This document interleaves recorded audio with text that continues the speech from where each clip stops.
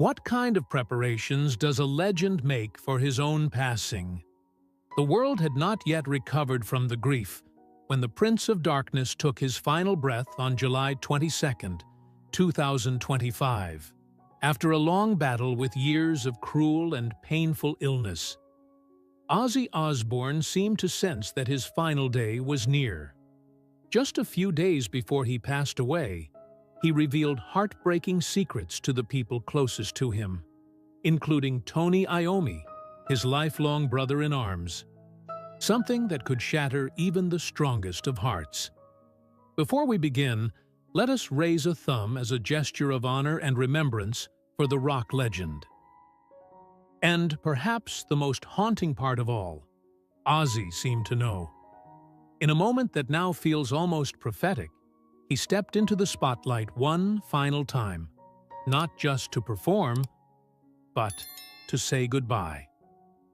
On July 5, 2025, under the open skies of Villa Park Stadium in Birmingham, Ozzy Osbourne took the stage for what would be his final performance. He was not standing. He couldn't.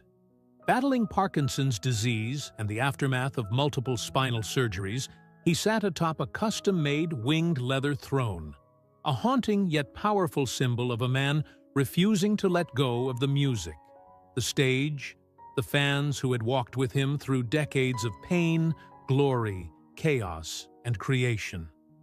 That throne, designed just for him, became more than a seat. It became a monument to endurance. Over 45,000 fans filled the stadium that night, while 5.8 million more tuned in around the globe.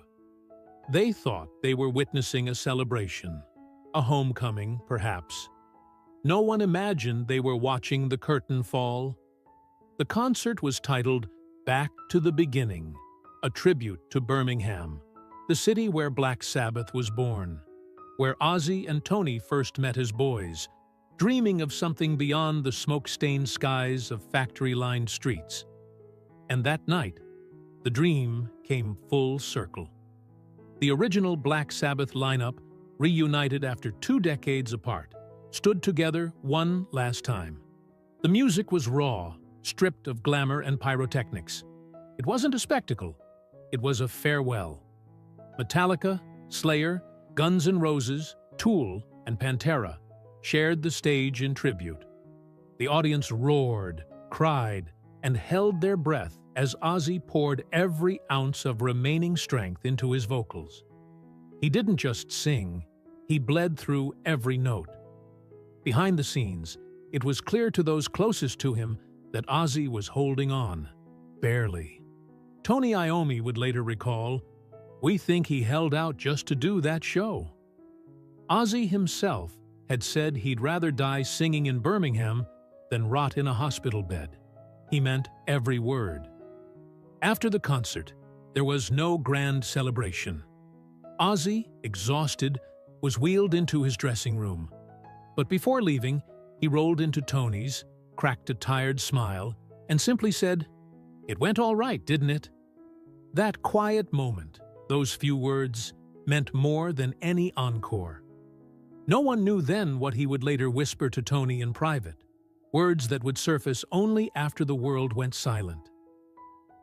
On the night of July 21st, just 2 weeks after the concert, Ozzy Osbourne died peacefully in his sleep at his Buckinghamshire home, surrounded by Sharon and their children. He was 76. The world woke to heartbreak. News outlets stumbled over the announcement. Fans posted candlelit tributes outside his childhood home in Aston, and fellow musicians across genres, from Elton John to James Hetfield, shared memories that spoke of a man whose voice had not only defined heavy metal, but transcended genre and generation. Yet no tribute struck deeper than the silence that followed. A silence too heavy to break. A silence filled with everything Ozzy had given, and everything he left behind. That concert raised 140 million euros for Parkinson's research and Birmingham Children's Hospital. But its greatest legacy wasn't financial. It was human. It was the vision of a man nearly broken by time and illness, who stood, not on his feet, but in spirit, before the world, and said goodbye without saying a word. As Paranoid rang out for the final time and the stage lights dimmed, there were no fireworks, no spectacle, only the soft tremble of Ozzy's hand raised in farewell, Tony's eyes wet with a grief too personal for words, and a crowd united in knowing they had witnessed the end of something immortal. In that moment, the world didn't just lose a musician, it lost a force of nature. And Tony Iommi, left holding the final echo of that night, could only whisper what millions now feel. There will never be another Ozzy. But in the midst of global mourning, all eyes turned to one man, the one who had stood by Ozzy from the beginning, through every storm, every silence, and every scream. Tony Iommi. What he revealed just hours later would bring a new wave of heartbreak the world wasn't prepared for. On the morning of July 23, 2025, the world was still drowning in grief when Tony Iommi finally spoke.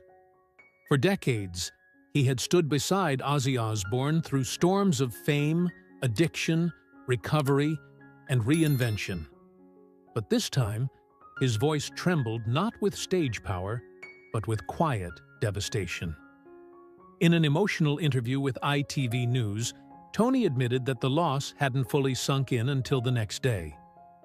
"I woke up and it hit me like a ton of bricks," he said, eyes downcast, his voice breaking under the weight of memory.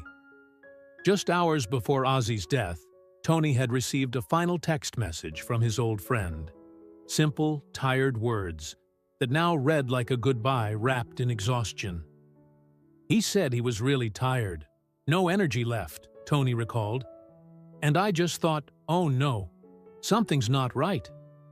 Looking back, he believes Ozzy had held on, with everything he had, just to make it through that one last concert. The signs were there, but no one wanted to believe them. Tony described Ozzy's appearance during rehearsals as frail, his body clearly strained. They had deliberately limited his time on stage, allowing him to rest between songs, reminisce about old times, and smile through the fatigue. Behind the scenes, it wasn't about perfect notes or polished performances. It was about honoring the decades they had shared, the legacy they had built, and the unspoken goodbye that was quietly taking shape. "I think he knew it was the last one," Tony said. "He never said it, but you could feel it." But perhaps the most heart-wrenching moment came when Tony shared Ozzy's final wish, something so simple, yet so deeply human. Ozzy had quietly told him, weeks before the concert, that he didn't want a grand spectacle or a farewell tour. He just wanted one last chance to thank the fans in the place where it all began. A modest performance in Birmingham. A final goodbye. He wanted to go out doing what he loved, and where it all started, Tony whispered. That's all he ever asked. The realization that Ozzy had been planning his own farewell all along crushed those who knew him best. It wasn't a headline or a press release. It was a fading man in a leather throne, pouring out every last ounce of himself for the people who had stood by him. Tony said it best. "Geezer, Bill and I, we didn't just lose a bandmate. We lost our brother." For Tony Iommi, this loss is not just personal, it's foundational. Ozzy was the voice that gave life to his riffs, the chaos to his calm, the madness to his structure. Their bond wasn't forged in contracts or fame. It was welded in the smoke-filled streets of Birmingham, in schoolyard laughs, and the dreams of two working-class boys who dared to imagine something more. As Tony spoke, the world listened. Not just because he was a musical legend, but because, in his grief, people saw their own. And in his tears, they remembered the man who made them feel invincible, even as he was, quietly preparing to say goodbye. Before the fame, before the roaring crowds and the thunder of guitars, there were just two boys in Aston, Ozzy and Tony. Theirs was a friendship forged not in studios or spotlights, but in the smoke-stained air of Birmingham's working-class streets, where dreams felt too big for the factories that lined the horizon. They first crossed paths at Birchfield Road School in the early 1960s, long before the world would come to know them as the godfathers of heavy metal. Ozzy, born John Michael Osbourne, was the class clown, loud, mischievous, and endlessly funny. He struggled with schoolwork, particularly reading and writing, but made up for it with a charm that made people laugh even on the bleakest days. Tony Iommi, on the other hand, was quiet, reserved, and deeply introspective. He was the kind of boy who spoke less and watched more, already carrying the seriousness of someone who felt the weight of the world early on. Despite their differences, something unspoken connected them. They lived just streets apart, grew up in homes where money was tight, and shared the unspoken fear of ending up on the factory floor like so many before them. What they had in common was more powerful than what made them different: a longing for escape, for meaning, for music. Years later, Tony would reflect on those days with a heavy fondness. He remembered how Ozzy stood out, not because he was loud, but because there was something irrepressible in his spirit, even then. Birmingham, with its gray skies and harder days, wasn't known for producing rock legends. But somehow, out of that soot and struggle, two boys began dreaming. They weren't close friends from the start, but time and circumstances wove them together. What began as simple familiarity in school corridors gradually grew into a bond rooted in shared hardship and silent ambition. In the evenings, their paths would cross outside of school, in neighborhood alleys, on long walks home, and eventually, in the early whispers of musical ambition. Before the world knew the name Black Sabbath, before Ozzy would sing to millions, and Tony would command the stage with his dark, thundering riffs, there was simply a boy who made jokes, and a boy who dreamed in silence. And perhaps that's what made their bond unbreakable through the decades of fame, chaos, addiction, and eventual farewell.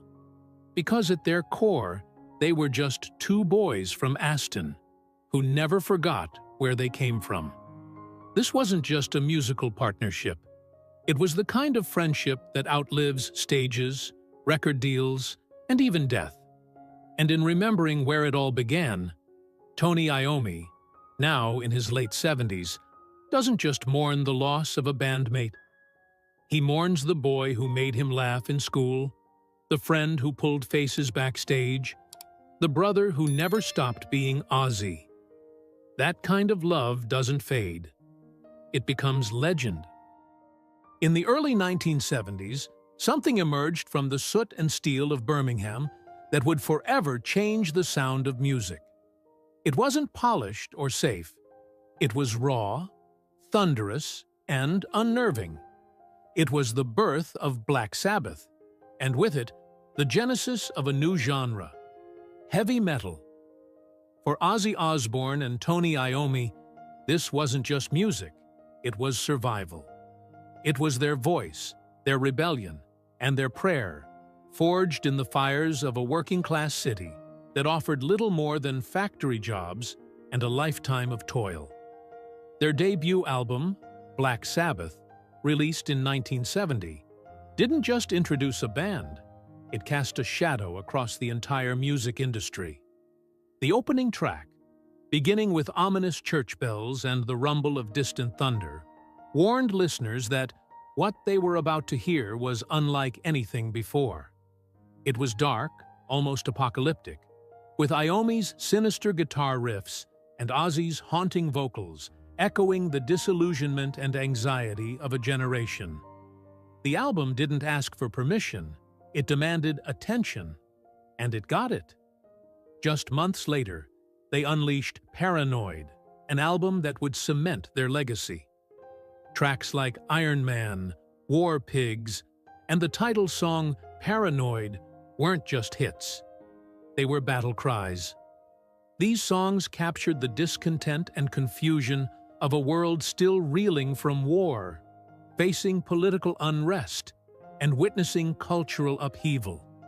Ozzy's voice cut through the noise like a siren, piercing, emotional, unmistakable, while Iommi's guitar weaved dark, hypnotic patterns that no one had ever heard before. The lyrics were brutally honest. War Pigs condemned the architects of war with venomous clarity. Iron Man, with its tale of betrayal and revenge, became an anthem for the misunderstood and the misjudged. And Paranoid, written in a burst of desperation in just 20 minutes, resonated with everyone who had ever felt trapped inside their own mind. As their fame grew, so did their ambition. Albums like Master of Reality, Volume 4, Sabbath Bloody Sabbath, and Sabotage weren't just continuations, they were evolutions. Iommi's guitar work grew more experimental, layered, and complex. He played through pain, quite literally. After losing the tips of his fingers in an industrial accident, he fashioned prosthetics and pushed through, creating a heavier, darker sound that became the band's signature. Meanwhile, Ozzy's lyrics became more introspective, exploring themes of addiction, mental illness, and the suffocating weight of fame. They didn't glamorize darkness. They lived it, and it showed in every note. Their success was staggering. Throughout the 1970s, Black Sabbath sold out arenas around the world, becoming one of the most influential bands in rock history. But their journey wasn't without struggle. Behind the screaming crowds and chart-topping records were personal demons, relentless touring, and the crushing pressure of expectation. Still, the chemistry between Ozzy and Tony was undeniable. Iommi once reflected, "What we created together was bigger than any one of us." That bond, rooted in schoolyard memories and tempered by the fires of fame, was the heart of Black Sabbath. They weren't just making music. They were building a world, a mythology, a refuge for the misfits and the brokenhearted. Their songs became lifelines for kids who felt unseen, unheard, and misunderstood. And while critics initially dismissed them, history would vindicate them. Bands like Metallica, Iron Maiden, Slayer, and countless others would later credit Sabbath as their foundation, their inspiration, their reason for picking up an instrument. By the end of the decade, Black Sabbath had sold over 75 million records. But more than that, they had become symbols of resilience. They proved that two boys from Aston, born into poverty and raised under smoke-stained skies, could carve out a place in history, not by fitting in, but by standing defiantly apart. Their music didn't just entertain, it endured. It defied time, trends, and even tragedy. As Ozzy and Tony took the stage together in later years, older, weathered, but still powerful, the weight of that legacy was not lost on them. Every chord, every lyric, was a reminder of where they'd come from, what they'd survived, and the mark they had left on the world. The rise of Black Sabbath wasn't just a chapter in rock history, it was a revolution. And at its core were two friends, brothers in music, who turned pain into power and silence into a roar that still echoes today. By the late 1970s, the weight of success and excess had begun to take its toll. Behind the thundering riffs and sold-out arenas, a storm was brewing, and at its center was Ozzy Osbourne. The voice that had helped birth heavy metal was now drowning in a whirlpool of drugs, alcohol, and inner turmoil. In 1979, after months of missed rehearsals, erratic behavior, and growing concern from the rest of the band, Tony Iommi made what he later called the hardest decision of his life: to let Ozzy go. It wasn't anger that fueled it, it was desperation. As Tony recalled, "We were watching him die slowly, and we didn't know how to save him." And so, after a decade of creating the unthinkable together, the bond was broken.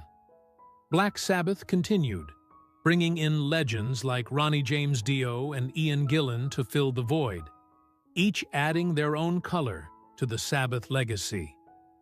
But something essential was missing.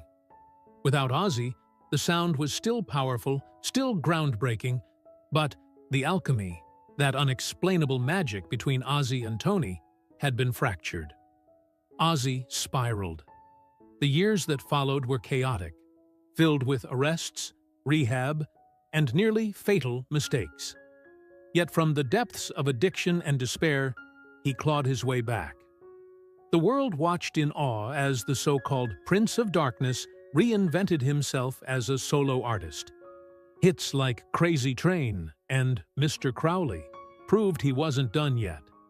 But even as he climbed back to the top, something haunted both him and Tony: an unfinished song between brothers. For decades, fans dreamed of a reunion, and rumors came and went like passing storms. It wasn't until 2011 that the impossible finally began to take shape. Despite years of silence, when Ozzy and Tony sat down together again, the old connection sparked almost instantly. They laughed. They remembered. They created. And from that reunion came not just closure, but rebirth. In 2013, Black Sabbath released the album 13, their first studio record with Ozzy in 35 years. The album soared to #1 in multiple countries, including the UK and the US. It was more than a chart success. It was a defiant statement. Time had not broken them. Age had not silenced them. And though original drummer Bill Ward was absent due to contract disputes, the core spirit of Sabbath lived on. The following world tour, titled The End, was a cathartic journey through decades of sound, scars, and survival. Audiences wept as Ozzy, older but unyielding, stood beside Tony once more. The riffs were slower, the notes a bit rougher, but the power, the unity, the legacy was unmistakable. It wasn't just nostalgia. It was history correcting itself. It was healing. Tony would later reflect, "We'd been through everything: fame, fallout, addiction, near death. But standing beside Ozzy again, it felt like home." That feeling wasn't just personal. It radiated through every show, every interview, every chord. Fans felt it too, the sense that something sacred had come full circle. It wasn't a band reunion. It was a soul reunion. In those final years together, Ozzy and Tony forged something purer than ever before. The music no longer chased charts or critics. It sought connection, memory, meaning. They weren't just performing songs.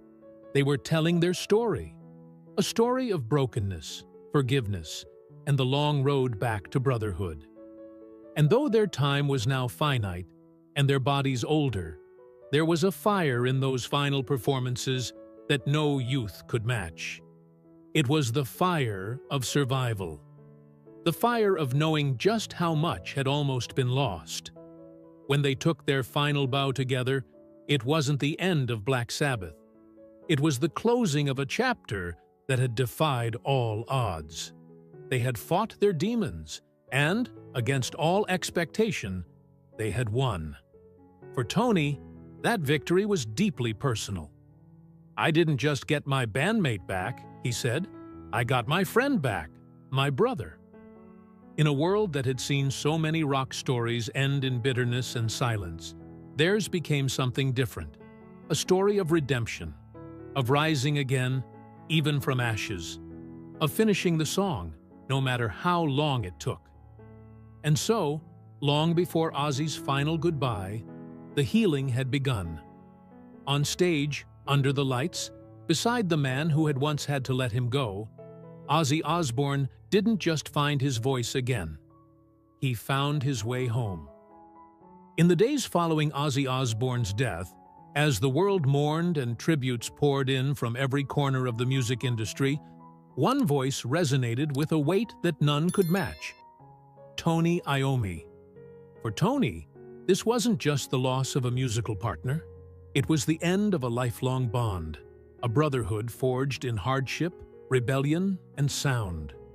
When asked to summarize what Ozzy meant to him, Tony didn't hesitate. There's never going to be another Ozzy. Those 7 words carried not just grief, but reverence. A deep, unshakable knowing that the world had lost something singular. He spoke not as a legend mourning another, but as a friend looking back on decades of shared moments that no stage, no album, no spotlight could truly capture. Tony remembered the laughter first, the backstage antics, the silly faces Ozzy would pull mid-performance, the way he'd break tension with a perfectly timed joke. These weren't rehearsed moments.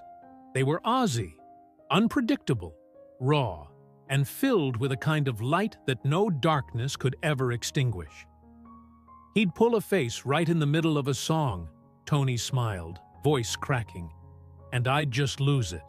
That was his gift too, making the serious feel human. But memory isn't kind. It brings with it not only warmth, but the sting of what will never be again. And in those reflections, Tony found himself reliving both the glory and the pain, the heights of global stardom, and the lows of separation, addiction, and the long path back to each other. He remembered the months when Ozzy was unreachable, the darkness that took over, the public stumbles that masked private agony.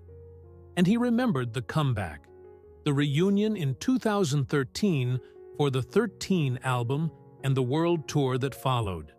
How against all odds, they found their rhythm again. Not just musically, but as brothers. Ozzy had said, back then, through tears and laughter, "We're lucky bastards, aren't we? Still alive, still screaming." There was one moment, private, almost whispered, that now haunts Tony more than any other.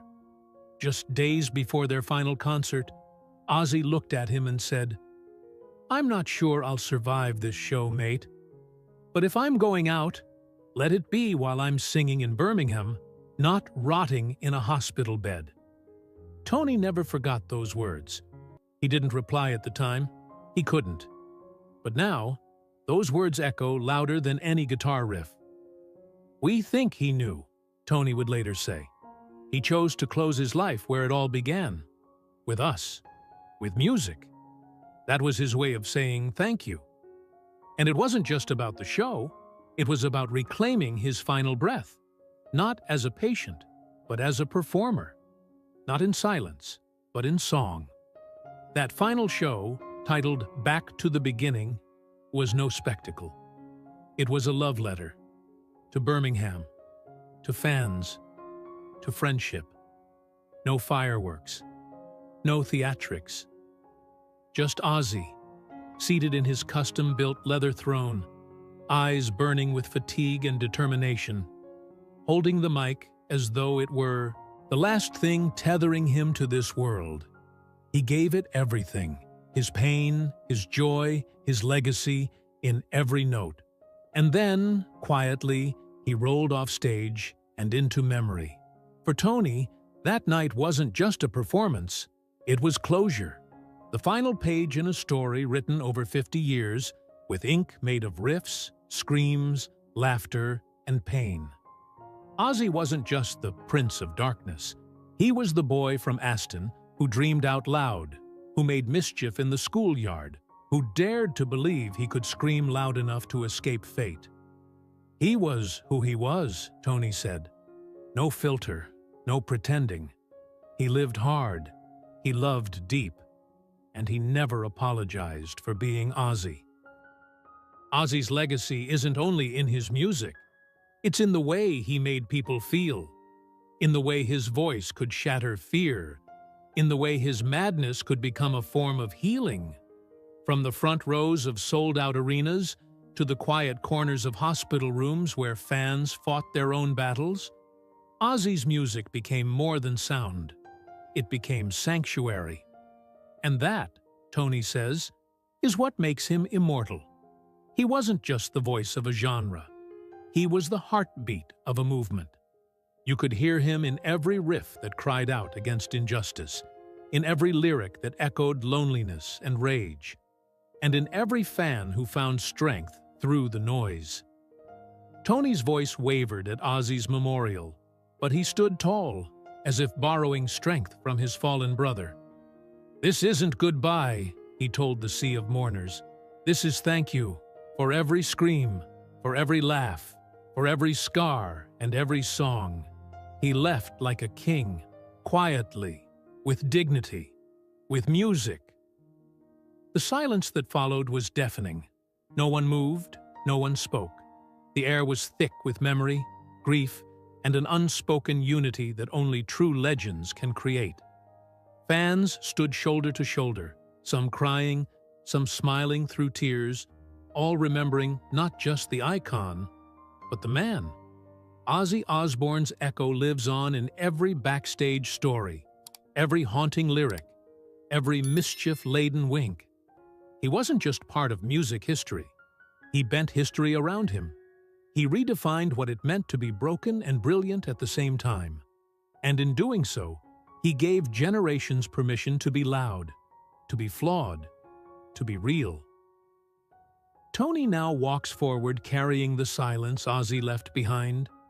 Not empty, but full of meaning, full of legacy. Have you ever had to say goodbye to someone who shaped your soul? A friend? A brother? Someone whose voice became part of your heartbeat? It's unbearably painful, isn't it? If Ozzy's voice ever carried you through the darkness or lit your fire when the world grew cold, share your memory below.